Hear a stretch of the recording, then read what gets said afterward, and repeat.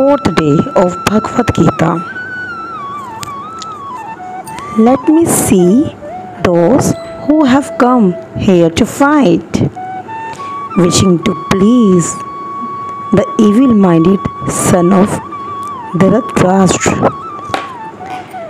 Means it was an open secret that Duryodhana wanted to usurp the kingdom of the Pandava by evil plans in collaborations with his father Dhritarashtra.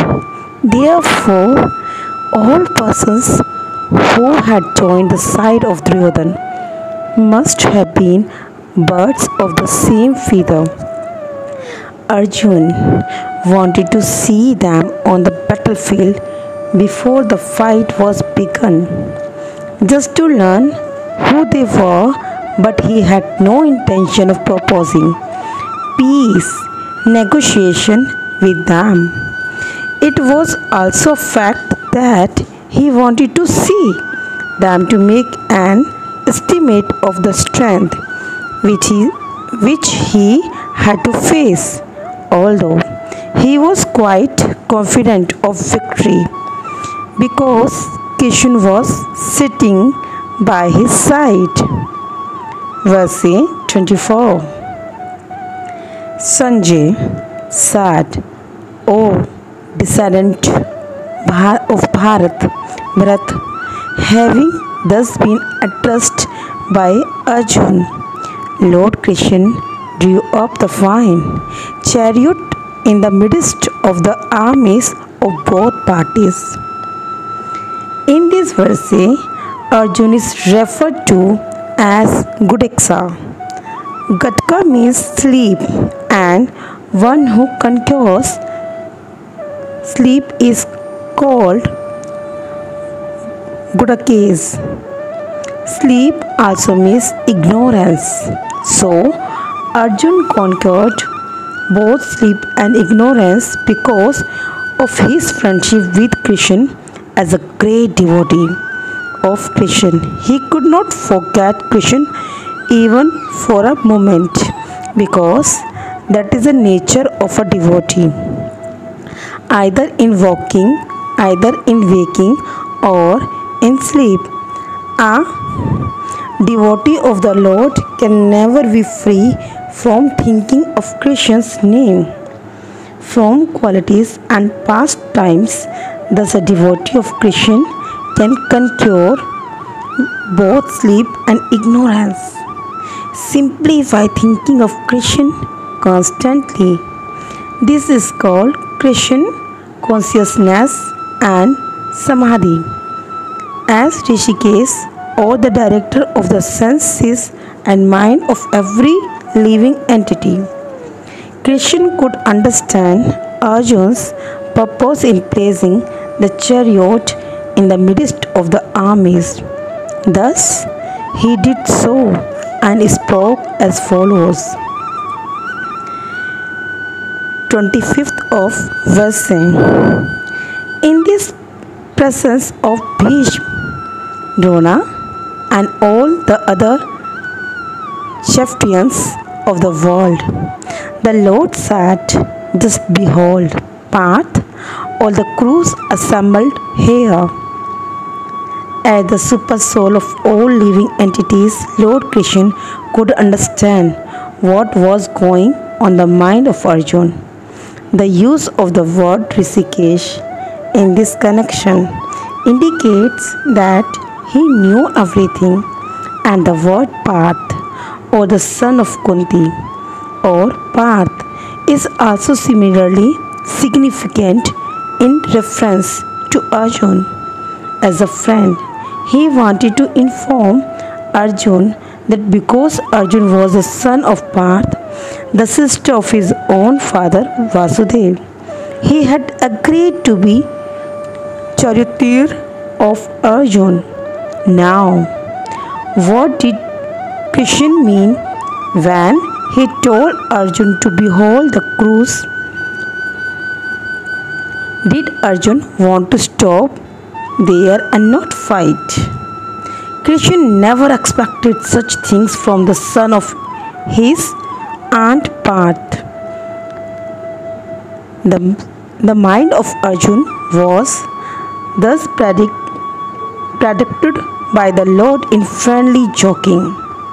26 verse say, there Arjun could see within the midst of the armies of both parties his fathers, grandfathers, teachers, maternal uncles, brothers, sons, grandsons, friends, and also his fathers in law and well wishers.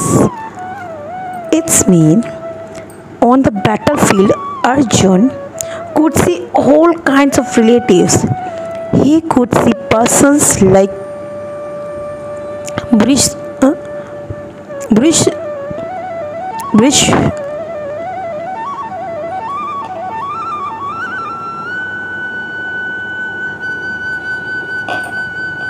नैतिक देख रहे हैं इधर, इसको क्या पढ़ेंगे हम?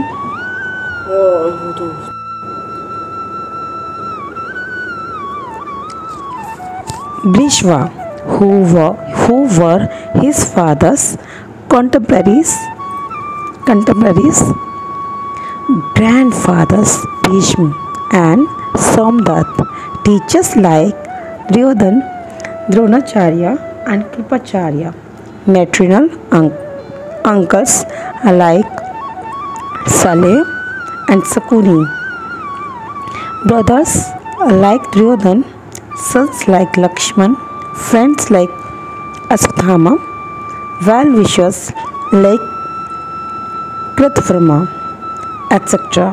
He could see also the armies which contained many of his friends. 27 verse. When the son of Kunti, Arjun saw all these different grades of friends and relatives, he became overwhelmed with compassion and spoke thus. 28th verse. Arjun said, my dear Krishna, seeing my friends and relatives present before me in such a fighting spirit, I feel these limbs of my body quivering and my mouth drying up. Any man who has genuine devotions of the Lord has all the good qualities which are found in godly person or in the demigods, whereas the non-devotee, however advanced he may be in material qualifications by education and culture, lacks in godly qualities. As such, Arjun, just after seeing his kinsmen, friends and relatives on the battlefield, was at once overwhelmed by compassion for them who had so decided to fight amongst themselves.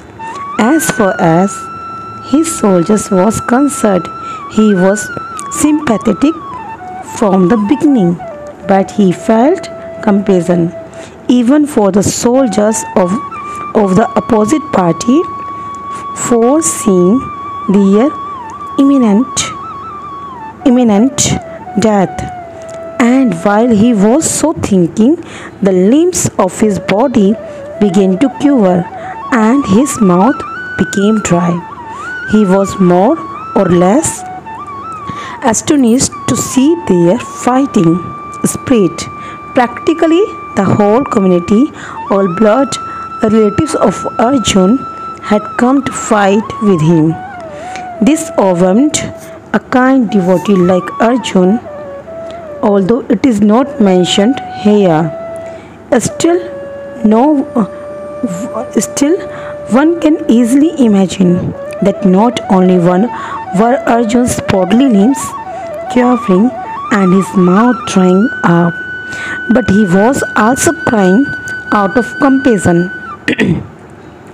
Such symptoms in Arjun were not due to weakness, but to his soft heartedness, a characteristic of a pure devotee of the Lord. It is said, therefore, one who has unflinching devotion for the personality of Godhead as whole, the good qualities of the demigods, but one who is not a devotee of the Lord has only material qualifications that are the little value. This is because he is offering on the mental plane and is certain to be attracted by the clearing material energy. 29 verse say, my whole body is trembling, my hair is standing on end, my bow Gandiva is slipping from my hand and my skin is burning. There are two kinds of trembling of the body and two kinds of standings of the hair on end. Such phenomena occur either in great spiritual ecstasy or put of great fear under material conditions. There is no fear in transcendental realizations. Arjuna's symptoms in this situation are out of material fear, namely loss of life. This is evident from other symptoms also. He became so impatient that his famous bow Gandavya was slipping from his hands, and because his heart was burning within him, he was feeling a burning sensation of the skin. All these are due to a material conception of life. Text 13. I am now unable to stand here any longer. I am forgetting myself and my mind is reeling. I see only cause of misfortune. O Krishna, killer of the Kasi demon. Due to his impatience, Arjun was unable to stay on the battlefield and he was forgetting himself on account of this weakness of his mind. Excessive attachment for material things puts a man in such a bewildering condition of existence. Mayam. Such fearfulness and loss of mental equilibrium take place in persons who are too affected by material conditions. Arjun envisioned only painful reverses in the battlefield. He would not be happy even by gaining victory over the foe. The words are significant. When a man sees only frustration in his expectations, he thinks, why am I here? Why am I here? Everyone is interested in himself and his own welfare. No one is interested in the Supreme Self. Arjun is showing ignorance of his real self-interest by Krishna's will. One's real self-interest lies in Vishnu or Krishna. The conditioned soul forgets this and therefore suffers material pains. Arjun thought that his victory in the battle would only be a cause of lamentations for him. 31 verse.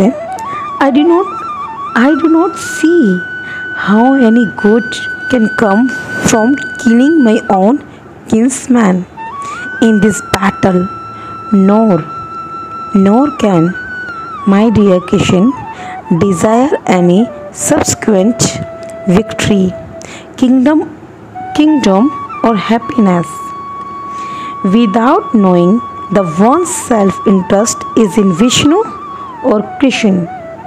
Conditioned souls are attracted by body relationship, hoping to be happy in such situation. In such a blind conception of life, they forget even the causes of material happinesses. Arjuna appears to have even forgotten the moral codes for a Kshatriya.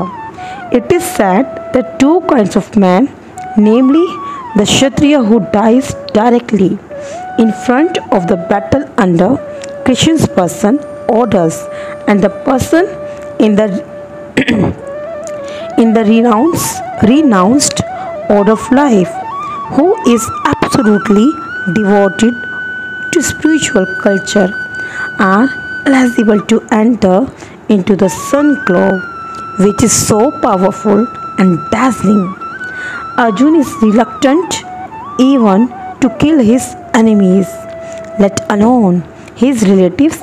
He thinks that by killing his kinsman, there would be no happiness in his life, and therefore he is not willing to fight. Just as a person who does not feel hunger is not inclined to cook, he has now decided to go into the forest and live a secluded life. Frustration. But as a Kshatriya, he requires a kingdom for his subsistence, because the Kshatriya cannot engage themselves in any other occupation. But Arjun has no kingdom. Arjun's sole opportunity for gaining a kingdom lies in fighting with his cousins and brothers and reclaiming the kingdom inherited from his father, which he does not like to do. Therefore, he considers himself fit to go to the forest to live a scalded life of frustration. Now next, O Govinda, of what avail to us are a kingdom, happiness, or even life itself, when all those for whom we may desire them are now arrayed on this battlefield. O Madhusudan, when teachers, fathers, sons, grandfathers, maternal uncles, fathers-in-law, grandsons, brothers-in-law, and other relatives are ready to give up their lives and properties and are standing before me, why should I wish to kill them, even though they might otherwise kill me? O maintainer of all living entities, I am not prepared to fight with them even in exchange for the three worlds, let alone this earth. What pleasure will we derive from killing the sons of Dhritarashtra? Arjuna has addressed Lord Krishna as Govind because Krishna is the object of all pleasures for cows and the senses. By using the significant word, Arjuna indicates that Christians should understand that will satisfy Arjuna's senses, but Govind is not meet for satisfying our senses. If we try to satisfy the senses of Govind, however, then automatically our own senses are satisfied materially. Everyone wants to satisfy his senses and he wants God to be the order supplier. for such satisfaction. The Lord will satisfy the senses of the living entities as much as they deserve, but not to the extent that they may covet. But when one takes the opposite way, namely, when one tries to satisfy the senses of Govind without takes the opposite way, namely, when one tries to satisfy the senses of Govind without desiring to satisfy one's own senses, then by the grace of Govind, all desires of all living entity are satisfied. Arjun's deep affection for community and family members is exhibited here partially due to his natural compassion for them. He is therefore not prepared to fight. Everyone wants to show his opulence to friends and relatives, but Arjun fears that all his relatives and friends will be killed on the battlefield and he will be unable to share his opulence after victory. This is a typical calculation of material life. The transcendental life, however, is different, since a devotee wants to satisfy the desires of the Lord. He can, Lord willing, accept all kinds of opulence for the service of the Lord, and if the Lord is not willing, he should not accept a farthing. Arjun did not want to kill his relatives, and if there were any need to kill them, he desired that Krishna kill them personally. At this point, he did not know that Krishna had already killed them before their coming into the battlefield, and that he was only to become an instrument of Krishna. This fact is disclosed in following chapters.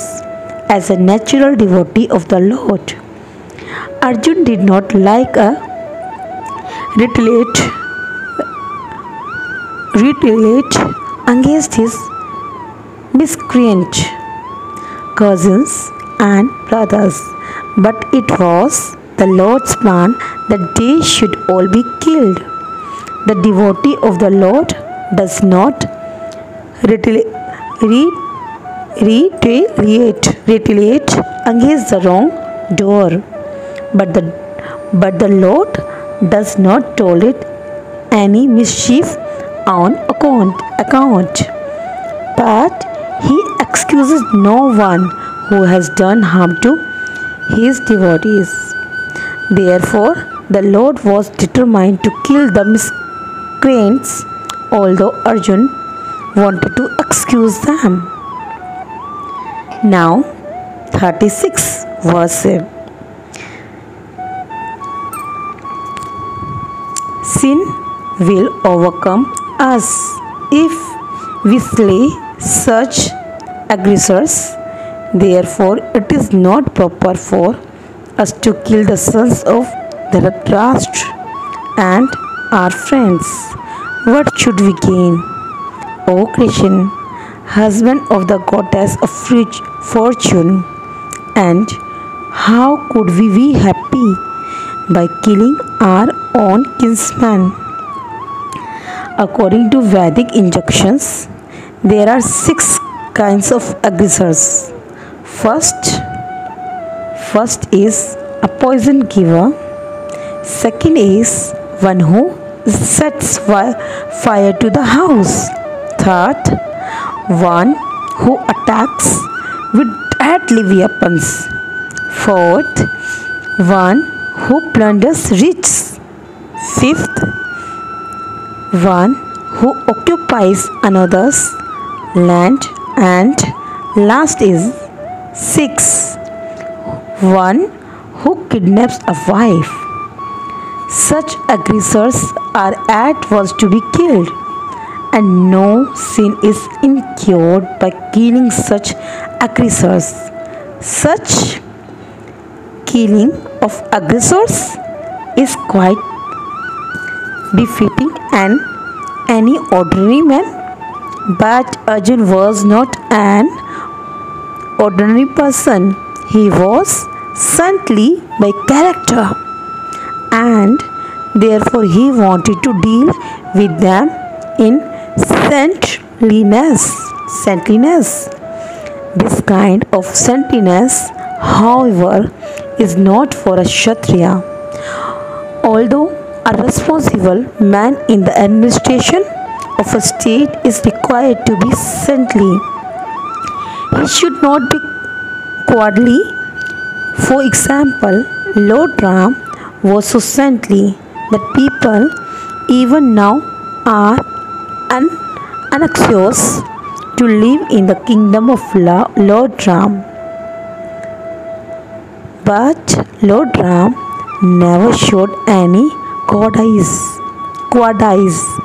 Ravan was an aggressor against Ram because Ravan kidnapped Ram's wife, Sita, but Lord Ram gave him sufficient lessons unparalleled in the history of the world.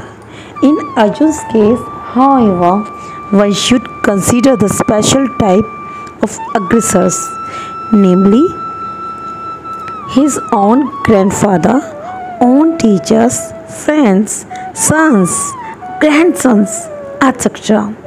Because of them, Arjun thought that he should not take the severe steps necessary against ordinary aggressors.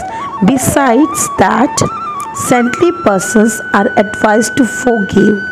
Such injunctions for saintly persons are more important than any political emergency. Arjun considered that rather than kill his own kinsmen for political reasons, it would be better to forgive them on grounds of religion and saintly behavior. He did not therefore consider such killing profitable simply for the matter of temporary worldly happiness. After all, kingdoms and pleasures derived therefrom are not permanent. So, why should he risk his wife and eternal salvation by killing his own kinsman?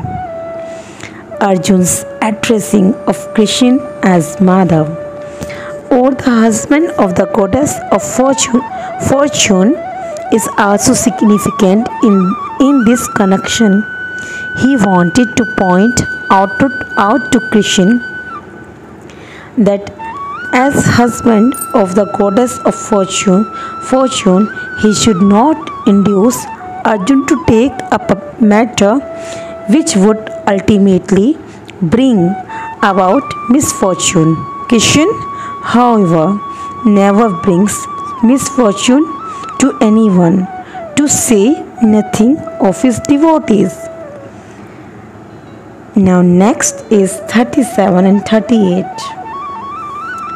O Janardhan, although these men, their hearts overtaken by greed, see no fault in killing one's family or quarreling with friends, why should we, who can see the crime in destroying a family, engage in these acts of sin?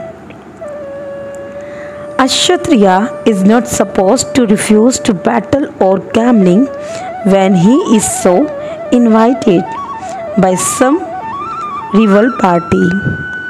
Under such an obligation, Arjun could not refuse to fight because he had been challenged by the party of Duryodhana. In this connection, Arjun considered that the other party might be blind to the effects of such a challenge. Arjun, however, could see the evil consequences and could not accept the challenge. Obligation is actually binding with when the effect is good, but when the effect is otherwise, then no one can be bound. Considering all these pros and cons, Arjun decided not to fight.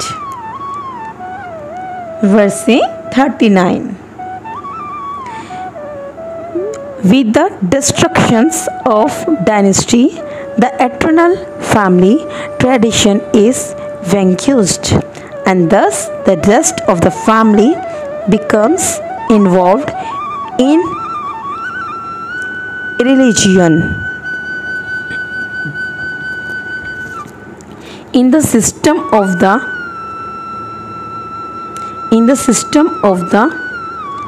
Varnashram institution, there are many principles of religious traditions to help members of the family grow properly and attain spiritual values. The elder members are responsible for such purifying process in the family, beginning from birth to death. But on the death of the elder members, such family traditions of purification may stop, and the remaining younger family members may develop religious habits and thereby lose their chance for spiritual salvation. Therefore, for no purpose should the elder members of the family be slain. Now next is 40. When religion is permanent in the family, O Krishna, the women of the family become polluted and form the degradation of womanhood. O descendant of Varsni, comes unwanted progeny. Good population in human society is the basic principle for peace, prosperity and spiritual progress in life. The Varnashram religion's principles were so designed that the good population would prevail in society for the general spiritual progress of state and community. Such population depends on the chastity and faithfulness of its womanhood, as children are very prone to be misled. Women are similarly very prone to degradation. Therefore, both children and women require protections by the elder members of the family. By being engaged in various religious practices, women will not be misled into adultery. According to Chanakya Pandit, women are generally not very intelligent and therefore not trustworthy. So, the different family traditions of religious activities should always engage them, and thus their chastity and devotion will give birth to a good population, eligible for participating in the Varnashram system. On the failure of such Varnashram dharma, naturally the women become free to act and mix with men, and thus adultery is indulged in at the risk of unwanted population, irresponsible men also provoke adultery in society and thus unwanted children flood the human race at the risk of war and pestilence. Now next verse is 41st. An increase of unwanted population certainly causes hellish life both for the family and for those who destroy the family tradition. The ancestors of such corrupt families fall down because the performances for offering them food and water are entirely stopped. According to the rules and regulations or fruitive activities, there is a need to offer periodical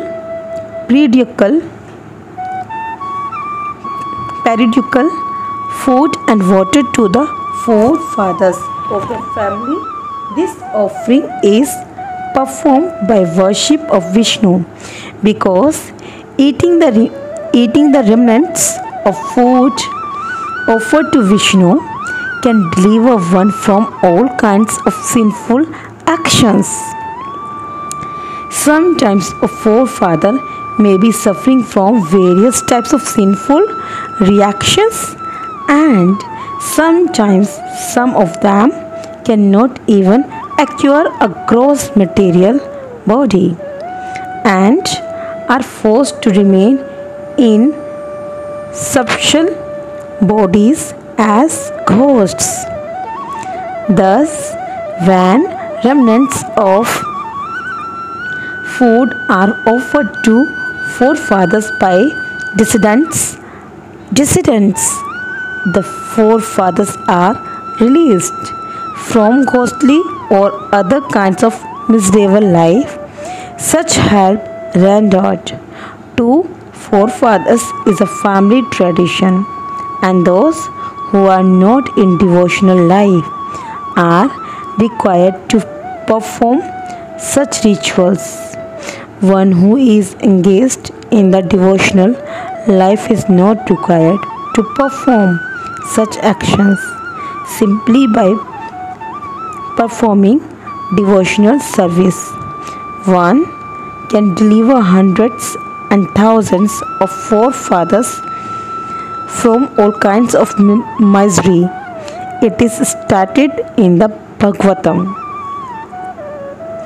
Anyone who has taken shelter of the lotus feet of Mukund, the giver of liberation, giving up all kinds of obligation, and has taken to the path in all seriousness, owes neither duties nor obligations to the demigods, says general living entities, family members, humankind, or forefathers. Such obligations are automatically fulfilled by performance of devotional service to the Supreme Personality of Godhead. 42 Fesse. I don't know you are enjoying or not, but I am really enjoying the Bhagavad Gita. By the evil deeds of those who destroy the family tradition and thus give rise to unwanted children, all kinds of community projects and family welfare activities are devastated. Let's see. Community projects for the four orders of human society combined with family welfare activities as they are set forth by the institution of Sanatan Dham or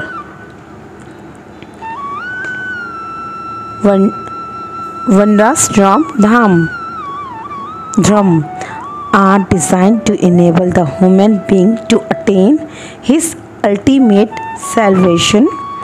Therefore, the breaking of the Sanatana Dharma tradition by irresponsible leaders of society brings about chaos in that society, and consequently people forget the aim of life. Vishnu, such leaders are called blind, and persons who follow such leaders are sure to be led into chaos. 43 Vese. O Krishna, maintainer of the people, I have heard by disciplic succession that those who destroy family tradition dwell always in hell.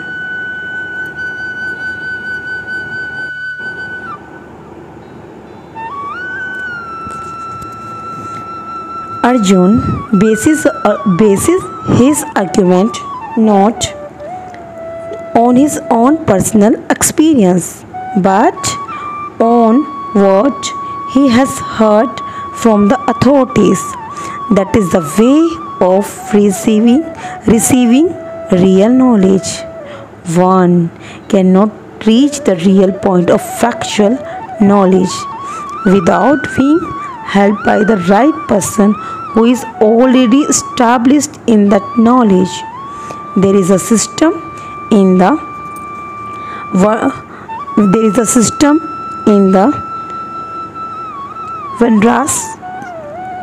Varnashram Institute, by which before that one has to undergo the process of atonement for his sinful activities. One who is always engaged in sinful activities must utilize the process of atonement called the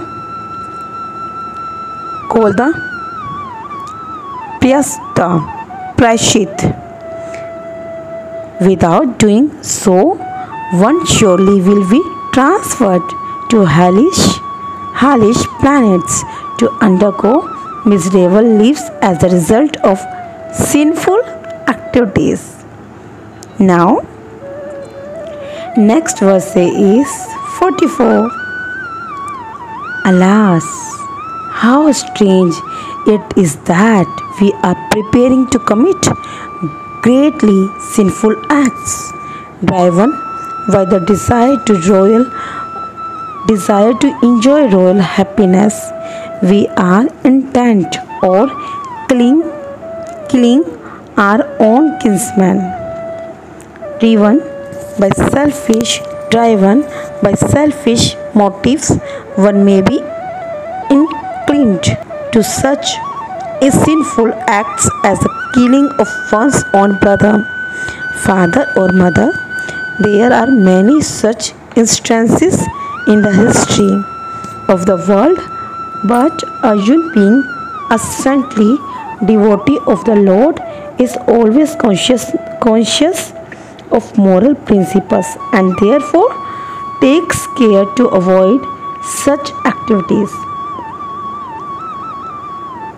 Now, next, better for me is the sons of Dhritarashtra, weapons in hand, were to kill me,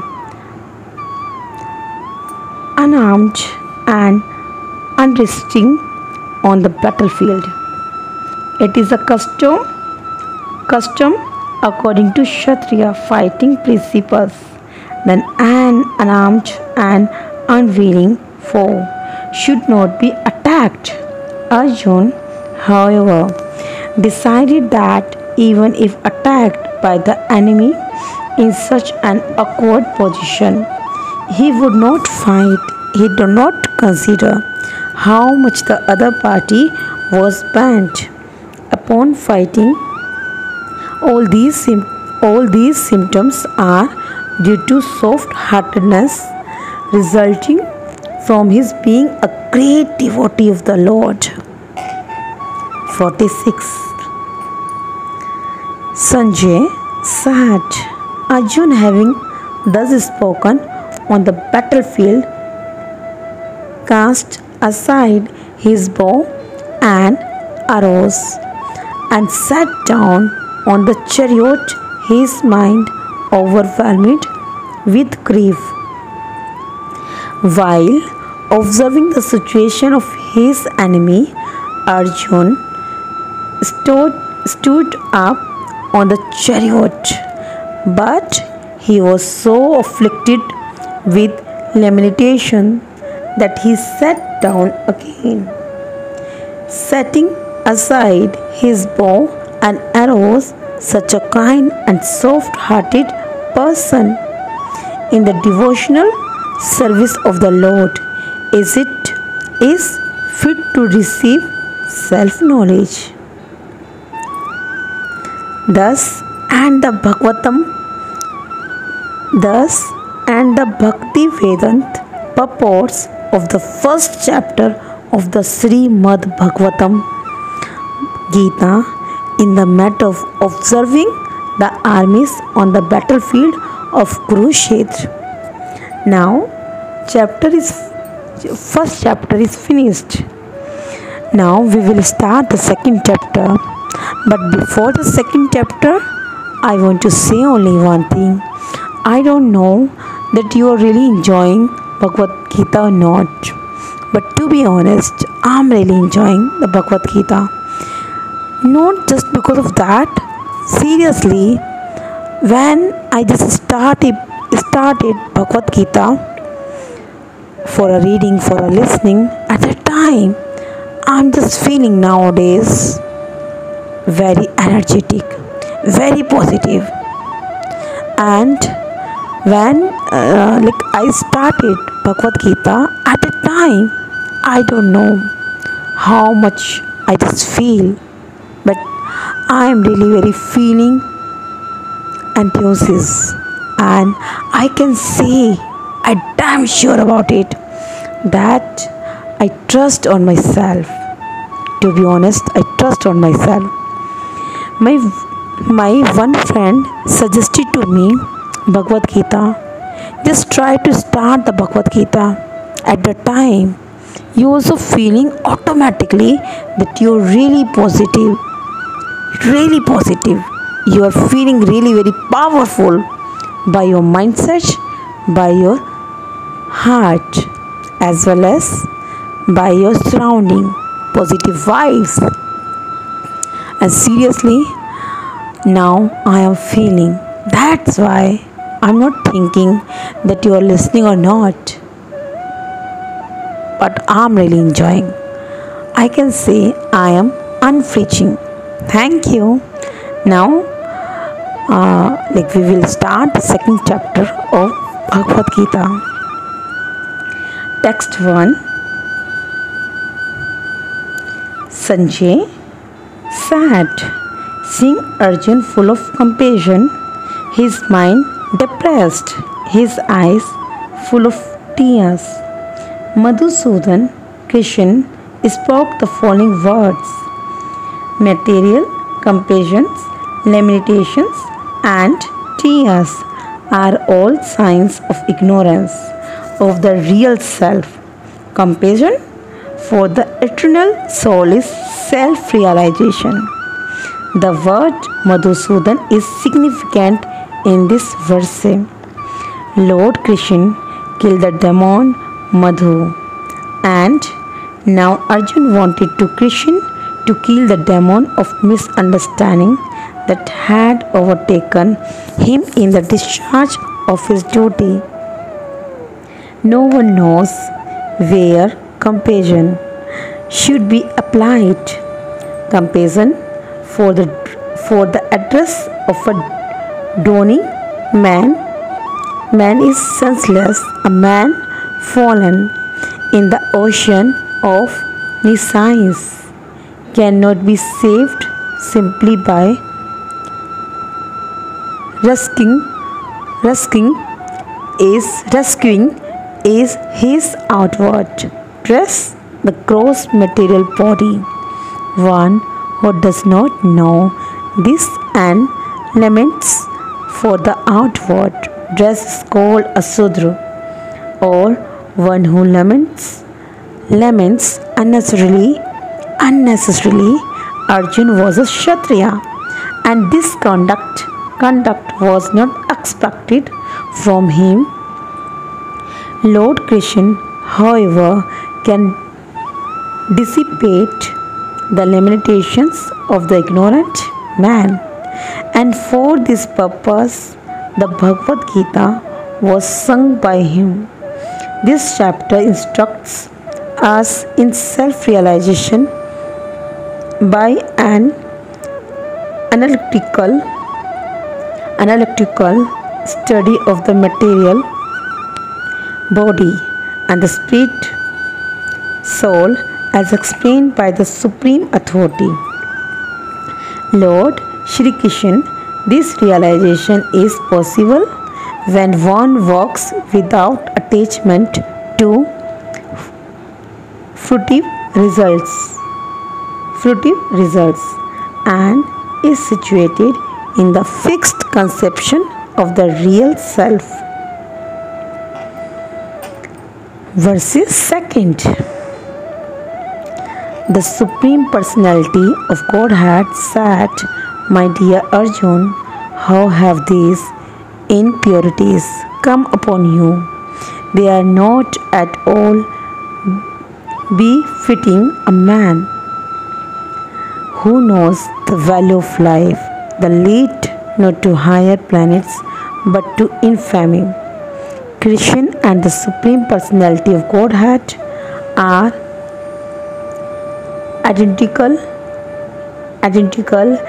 Therefore, Lord Krishna is referred to as Bhagavan throughout the Gita. Bhagavan is the ultimate in the absolute truth. Absolute truth is realized in three phases of understanding, namely Brahma, or the impersonal or pervasive spirit, Paramatma, or the localized aspect of the Supreme within the heart of all living entities, and Bhagwan, or the Supreme Personality of Godhead. Lord Krishna is the Srimad Bhagavatam. This conception of the absolute truth is explained thus. The absolute truth is realized in three phases of understanding by the knower of the absolute truth, and all of them are identical. Such phases of the absolute truth are expressed as Brahman, Paramatma, and Bhagavan. These three divine aspects can be explained by the example of the sun, which also has three different aspects, namely the sunshine, the sun's surface, and the sun planet itself. One who studies the sunshine only is the preliminary student. One who understands the sun's surface is further advanced, and one who can enter into the sun planet is the highest ordinary students who are satisfied by simply understanding the sunshine, its universal pervasiveness, and the glaring effulgence of its impersonal nature. May be compared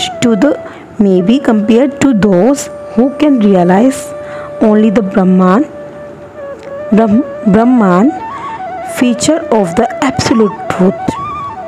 The students who has advanced still further can know the sun disk, which is compared to knowledge of the Paramatma feature of the absolute truth, and the student who can enter into the heart of the sun planet is compared to those who realize the personal features of the Supreme Absolute Truth. Therefore, the Bhaks or the Transcendentalists who have realized the Bhagwan feather of the Absolute Truth are the topmost Transcendentalists, although all students are engaged in the study of the Absolute Truth, are engaged in the same subject matter, the sunshine, the sun disk, and the inner affairs of the sun planet cannot be separated from one another, and yet the students of the three different phases are not in the same category. The Sanskrit word Bhagwan is explained by the great authority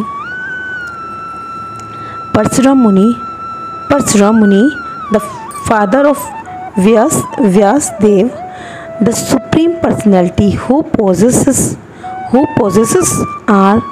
all riches, all strength, all fame, all beauty, all knowledge, and all renunciation is called Bhagwan. There are many persons who are very rich, very powerful, very beautiful, very famous, very learned, and very much detached. But no one can claim that he possesses all riches, all strength, etc. entirely. Only Krishna can claim this because he is Supreme Personality of Godhead. No living entity, including Brahma, Lord Shiva, or Narayan, can possess opulences as fully of Krishna. It is concluded in the Brahma Samhita by Lord Brahma himself that Lord Krishna is the Supreme Personality of Godhead. No one is equal to or above him. He is the primeval Lord or Bhagwan, known as Govind, and he is the supreme cause of all causes. There are many personalities possessing the quality of Bhagwan, but Krishna is the supreme because none can excel him. He is a supreme person and his body eternal, full of knowledge and bliss. He is the primeval Lord Govind and the cause of all causes. In the Bhagavatam also, there is a list of many incarnations of the Supreme Personality of Godhead, but Krishna is described as the original personality of Godhead, whom many incarnations and personalities of Godhead expand. All the lists of the incarnations of Godhead submitted here with the either plenary expansions or parts of the plenary expansions of the Supreme Godhead. But Krishna is the Supreme Personality of Godhead himself.